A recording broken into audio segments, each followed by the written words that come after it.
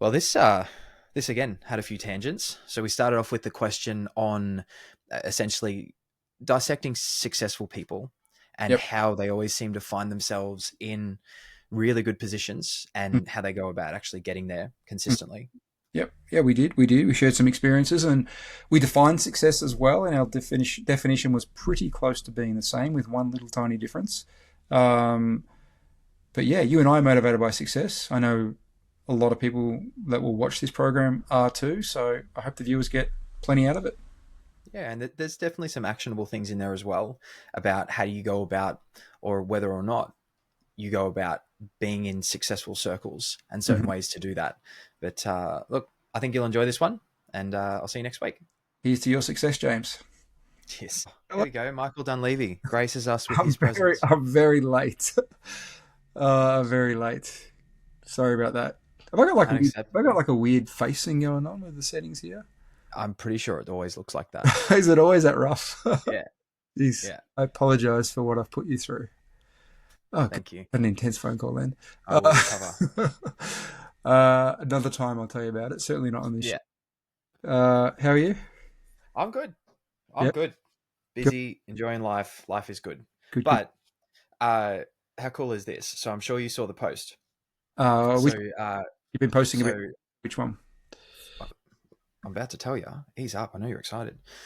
So the post by Gene, where he talked about watching our podcast, and he sent me a message about, you know, looking at going over to Bali and spending some time there and getting out of Japan. And you know, on the back of watching the podcast, he was inspired to do it. And I just sent him a message. I said, okay, well, why don't you just go this week? And then the next day, he sends me a picture from the airport. Oh no, day after that, from the airport. He's bought his ticket. He's going over for a month to start with, and he said it was all on the back of watching our podcast last week. Amazing. So I think that's pretty cool. And I we think didn't that's really even cool. plan to talk about travel last week. We never planned to talk about anything, by the way. I don't know what we're talking about today because this is unscripted. Good to hear. I look forward to seeing the next installment from our man then in Japan. In Bali, he was in Oh, Japan. Bali. Sorry, Bali. Yeah. Yep. But I've got a banger for this week. At least I think so. Now I was going to do a video myself, and I was going to do a newsletter on this, and I thought, you know what, I Mm, feel as though it would be better served if we did it here. yep. Now the topic, it's not really a question. Yep. The topic is, so have you ever noticed that certain people, more successful people, always seem to end up in the right spot? They always seem to end up on the right opportunities, and they always seem to be partnered with other people that are doing things. Like they're always kind of winning. Hmm. I want to talk about that as a topic Hmm. and why that might be. Okay. All right. Where do you want to start? I might start with a couple of thoughts I was having just before I hopped on, and I'll give you a couple of seconds to prepare your thoughts because I know you're not good under pressure. Oh. Uh, so my thought process is twofold. One, I think that people that are already successful have an ability to spot things that people don't, Hmm. other people don't. Hmm. It's like the whole theory about affirmations, in that a lot of people think they're BS. Historically, I did as well. But through affirmations, if you're constantly conditioning yourself that this is going to happen, I'm going to do this, subconsciously, you pick things up that others wouldn't. So I think that's a big thing. Hmm. But I think the other side of things as well, and you can probably attest to this, is that once people are successful, once people are doing really well at one thing, Hmm. other people see that and they want them on board with their thing because they've already done it. Hmm. So I think those are two sides that we could probably pull apart. So are we talking specifically to the high ticket remote world, or are you No, broader than that? Broader than that. much broader. Right. Right.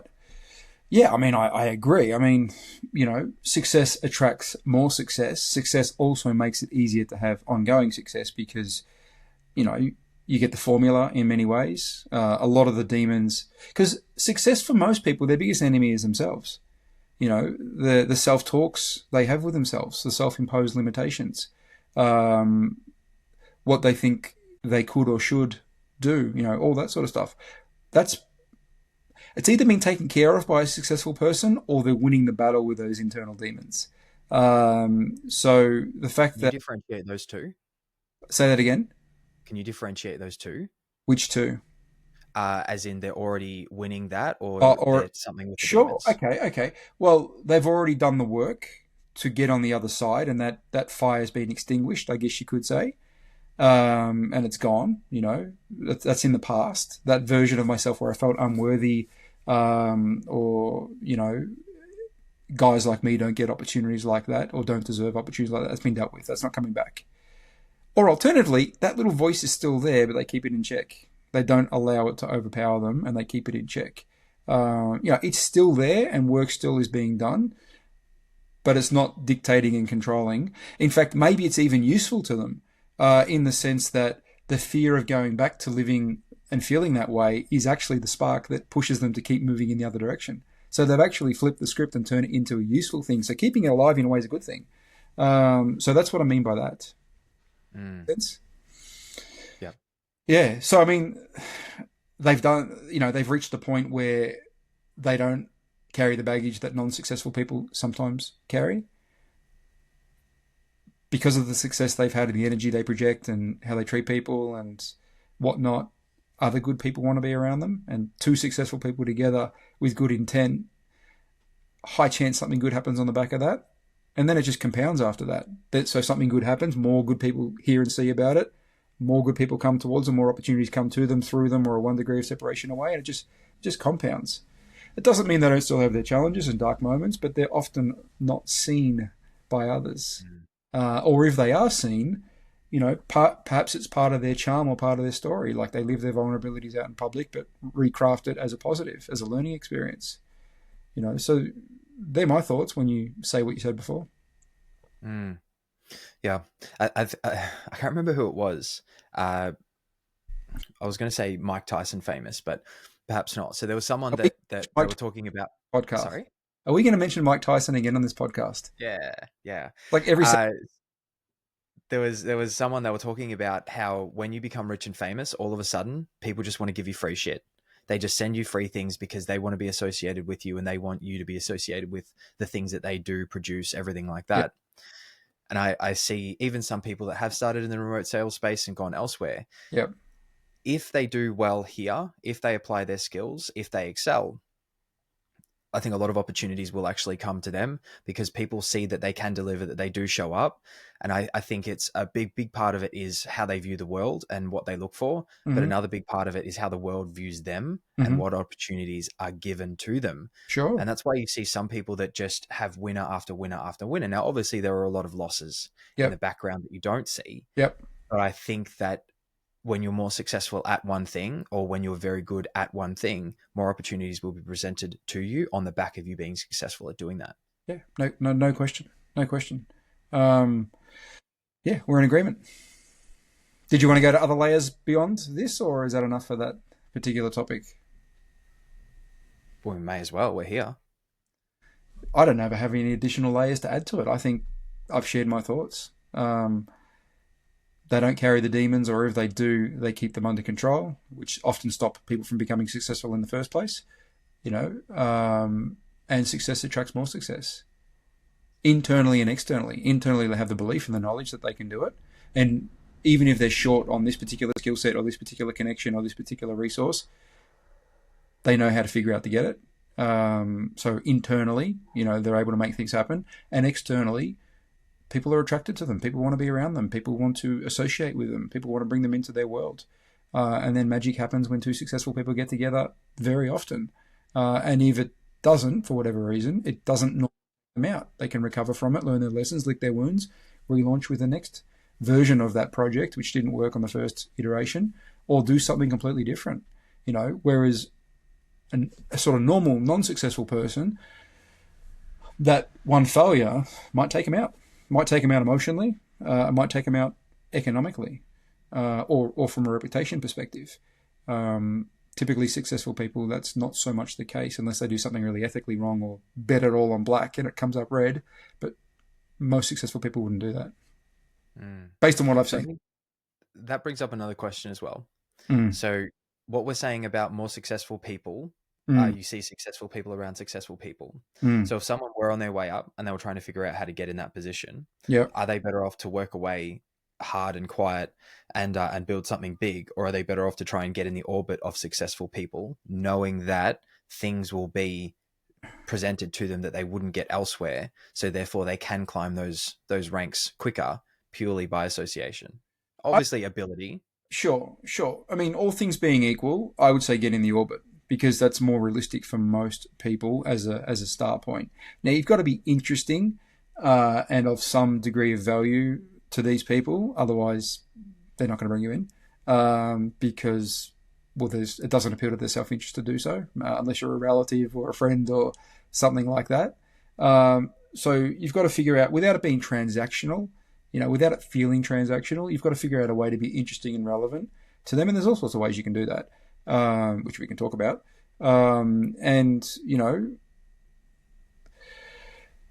It depends on the world you come into. It may be sort of passively learning from others. It may be actively helping or supporting or cheerleading or volunteering for, or doing some sort of other value add that they're maybe not good at, but you're really good at. Like, I don't know, you're a really good tennis player and you teach their son tennis for free in exchange for something else. I don't know. There's many ways you could do it. But I think just going into that energy, you'll think different. I mean, successful people, as politically correct as it may be to say, like, they do carry a different vibe, a different energy. They operate at a different frequency. So you'll start getting tuned more into that frequency and starting to hear and see the things that are in their orbit. Little ideas will plant. You'll start making changes. Your standards will probably change. What you think is good practice and bad practice will probably change. What is acceptable, what's unacceptable, what sort of standards, what pathways are open, what different ways of thinking that go against status quo, what you were programmed to think at school. These guys do. Little by little, or maybe even quickly, depending on the circumstances, the world gets different. And who knows what opportunity comes on the back of that. So I'd say get into the orbit would be the initial start point. But it understands you may go in at the lowest tier. I don't think there's another way for you to bypass that unless it's a close friend. That's right. And that's okay. Lowest tier is okay. Yeah.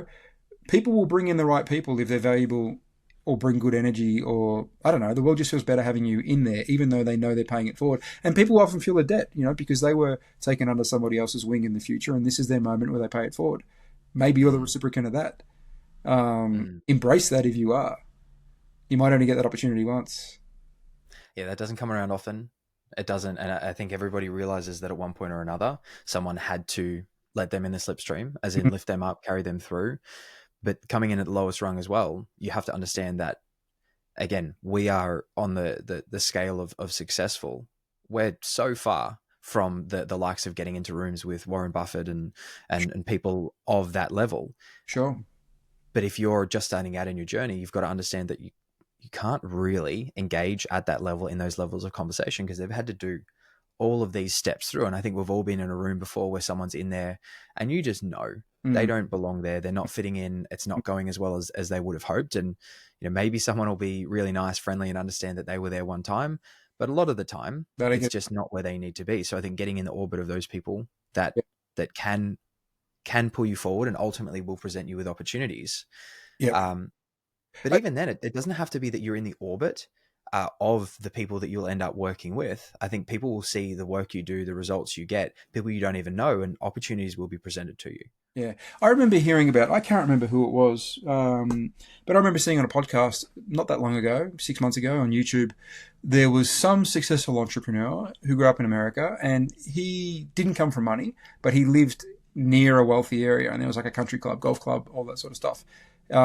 He spent all of his summer holidays golf caddying, and I don't think they even paid him for it. Do you know who it is? Like, is this ringing? I've heard the story. Yeah.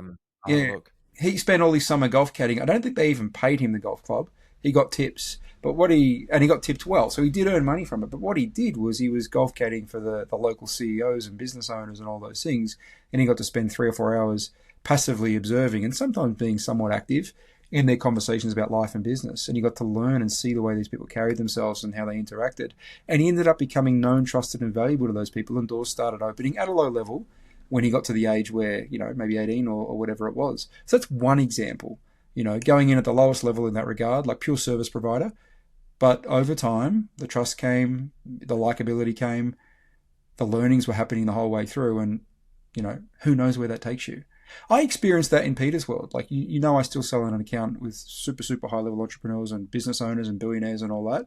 When I'm in that world, I have to put my absolute humility face on, and do a lot of what the golf caddying we were just talking about earlier. Like, I do have conversations as equals at times, but most of the time I'm observing, I'm learning, I'm supporting, I'm helping them as part of their membership experience, because I do fulfillment while I'm at the event.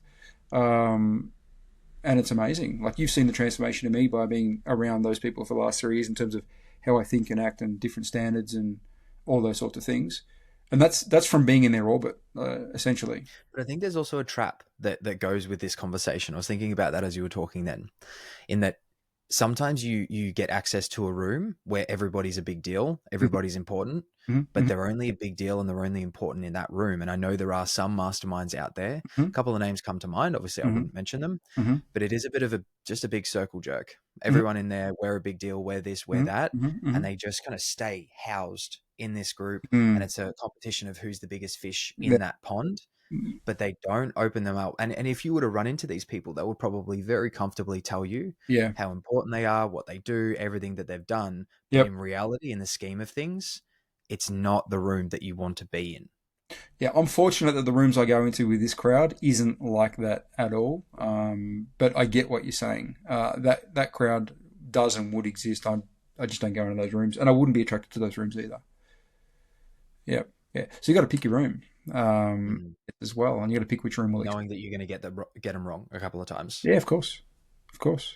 Yeah. What about you? Can you give us an example of a world that you've come into that at the time was ahead of where you were, but they've let you in or welcomed you in, and good things have happened? Have you got an example you can reel off? Question without notice, by the way. There's been a number of times where I've connected with people or connected with rooms that they're kind of a little bit ahead of where I was. So one example, there was a coaching company that I worked with for a while, Rising Kings. They're an Australian company, and they help men who are struggling with discipline, self-worth, structure, everything like that. And that was at the point in my life where I was really trying to dial in the discipline, the structure, and being the best version of myself, but more importantly, being an authentic version of myself. And I was given access to a room where there were very assertive is not the right word, but very confident and comfortable and successful men, where they were who they want to be. They were unapologetically themselves, and that doesn't mean that they were rude, obnoxious, anything like that. It was a very polite, very, very disciplined framework. And that was the time of my life where I was trying to dial that in. And I was doing all of this sort of stuff by myself for a long time. And then I got access to this and I saw, whoa, okay, this is how you actually do it. And this is where you can be. And I remember being in the presence of these guys, and it was kind of I don't know how to explain it, maybe a combination between a military group and a hippie commune, where everyone's very centered and confident and they're very masculine men, but then they're also kind, caring, sharing, and polite. And it was a hybrid that I'd never seen before, because I'd either been around guys that had that fake masculinity or over the top masculinity. And it was that little hybrid of this is how you carry yourself in society to make sure that people around you feel safe, they feel heard, they feel comfortable, but also not to the point where you're a pushover or you're weak or you're going to react in a way that is going to set a bad example for your kids that would see. So that for me was I got the strategies, but then I also got to see it and feel it. And that for me was a massive, massive experience. And obviously since then, connecting with some other really successful people and seeing how they think and removing a lot of that ambiguity. But that was probably the biggest and most impactful one. It's surprising, isn't it, when you first come into contact with objectively successful people, and maybe you've grown up in an area where you didn't really see that much, or weren't exposed to that, and you often have a preconception as to what they'll be like as a generalization, and they're usually quite different to that. I think what you just explained then was like a multifaceted, approach that you often don't see at other levels. It's very interesting. I've had my versions of that experiences too. And connecting with other successful people, as in people very, very successful. And it's like seeing movie stars when you're a kid. Mm. You look at them and you just think they're this whole otherworldly person. Yeah. They must just be something completely different, and they're up on the pedestal. And then you connect with these people and you realize they are just normal people that have had the spotlight put on them, and they just did things when everyone else talked about doing things. Yeah. And then you see that they're just a normal person with all of this pressure piled on. And then you understand why some people, they can't handle it. It becomes too much. They want to escape from it because they're just normal people. Yeah. I think on the just normal people line, this is one thing I've observed. You know, there are exceptions, of course, but as a generalization, most successful people I've met are not like astronomically smarter, you know, from a brain power IQ perspective, than you sort of. I'll add something in there. Normal. A lot of them that I've seen are substantially dumber than a lot of us, but they didn't have that thinking power to think, oh, what if this doesn't work? People will think I'm already stupid. Definitely one category. Or I am stupid. Yeah. Yeah. I've seen so many people fall in that category, and I think, how did you do so much, but you're not that bright? But then I don't think they have that register. So that exists. That definitely exists, what you're referring to there. I'm talking more about the quote unquote normal, you know, people. And often the difference is simply two things. If they had those internal demons, they got them under control or made them useful to them, what we talked about earlier. And they took action. They made it happen. They didn't just talk about it. They made it happen. And then even when they failed, and they probably did fail, most people do fail multiple times, they kept going. They didn't, you know, oh, failed, I gave up, back to a corporate job. Like, they kept going. That's really the main thing that separated them as a start point. That's what they have in common. That's based on my lived experience. Not factoring in the outliers who are ridiculously successful or were groomed for entrepreneurship from a fourth generation family business. Different category for those people. But for your normal people that became hyper successful from a normal upbringing in a normal area, normal sort of brain power levels, that's been my observation. There was, I can't remember who it was. So there was one. Do you agree with that or disagree with that, by the way? I do agree. Yep. Who was it? Oh, I can't remember who it was. There was someone, I feel it might be Donald Trump. I don't know. Yep. Where there was a claim that he had a $1 million or a $4 million loan from his father. And ultimately that turned into hundreds of millions of dollars. But there was a lot of backlash. I remember when it came out of, you know, how amazing would it be if my parents gave me $1 million or a $4 million loan, and then it was put in scale of like, if your parents gave you $1,000 and you turn it into $400,000, that's going to be a pretty good thing. Mm-hmm. Or if they gave you $10,000 and you turned that into 4.13 million or whatever it was, that would be phenomenal. Mm-hmm. I think there's just this ability to take a resource and then amplify it. And even when that doesn't work, continue to amplify it. Just what you said then. Yeah, absolutely. Absolutely. Very good. Very good. Who's inspiring you at the moment from a successful person's point of view? Can be sort of local level industry, in your world, or someone famous. Anyone in particular come to mind? Again, question without notice. Not off the top of my head. No, how about you? I don't have an answer either, because I just thought of that question right now. I'd have to think about it. I know that's a cop out, but this is where Unscripted kind of failed. Yes, may have to edit this part out. Yeah. Yep. Yeah. Cool. Anything else on this topic? No, I'm pretty happy with that one. It came out well. All right. Well, there you go. Here's to success. Easy. All right. Well, should we define success, by the way? Should we define? We're already 23 minutes in. Why don't we put it up, because we couldn't name anybody without thinking about it. Why don't we define success from our point of view? What does it mean to you? I'm happy to do that. What does success mean to me? Yeah.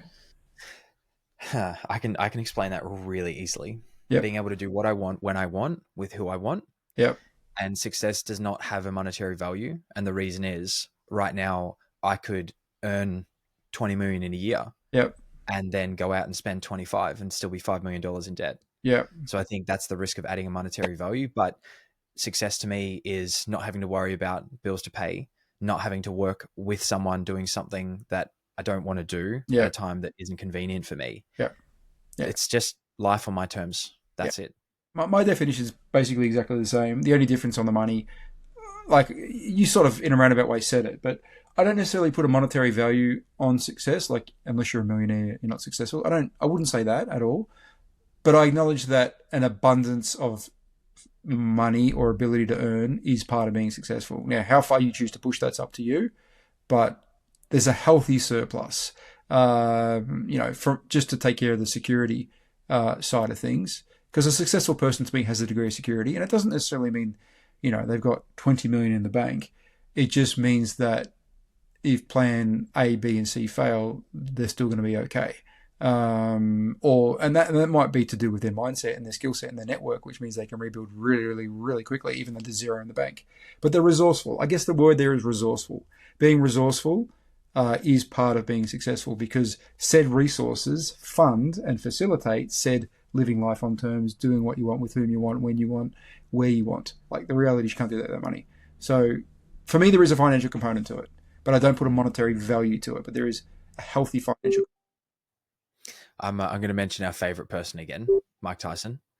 I saw a thread about him the other day, and it was how he blew through 400 million, and it was talking about how your expenditure can very easily, if improperly managed, inflate to well above what you should. And it was talking about how many millions he spent on tigers, and how much it cost to maintain just his house every month. The amount he was spending on zookeepers and all of this dumb stuff, and how he blew through $400 million.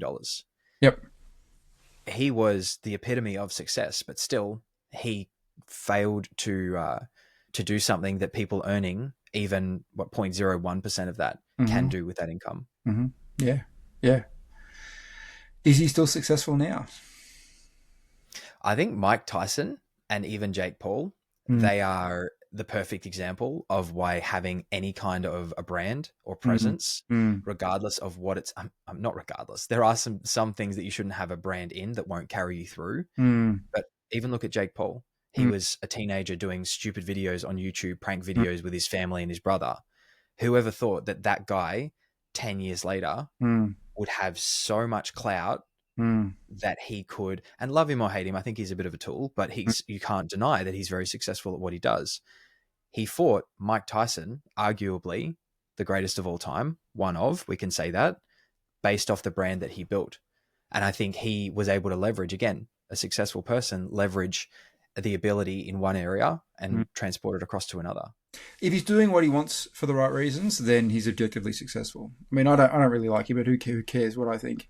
If he's doing what he wants for valid reasons, then like it or not like it, he's probably objectively successful. Yeah. Now, if he feels he has to do that, and that might be a little bit of a different story. Doesn't necessarily want to, that might be a little bit of a different story. But, I don't know that Mike Tyson wanted to be in the ring the other night based on the way he performed. See, I think Mike Tyson had to be there. I don't think he wanted to be there. Yeah. That's a whole nother tangent. Yeah. For fun. If you read the kind of things that he was posting afterwards, I don't think he wanted to be there, but there was $1 million for that. We go off on a tangent. I didn't watch the fight. I haven't seen any of it. I just saw the one clip where Tyson could have done an overhand right and he pulled out the last second. No, it was sad. It was really sad to watch his knees. Which tells you that he wasn't there to be Mike Tyson as the fighter. Yeah. Fighter Mike Tyson. He was there to be the brand, to be the fall guy. It would appear. Yeah. And I mean, to get 72,000 people in a stadium to watch that.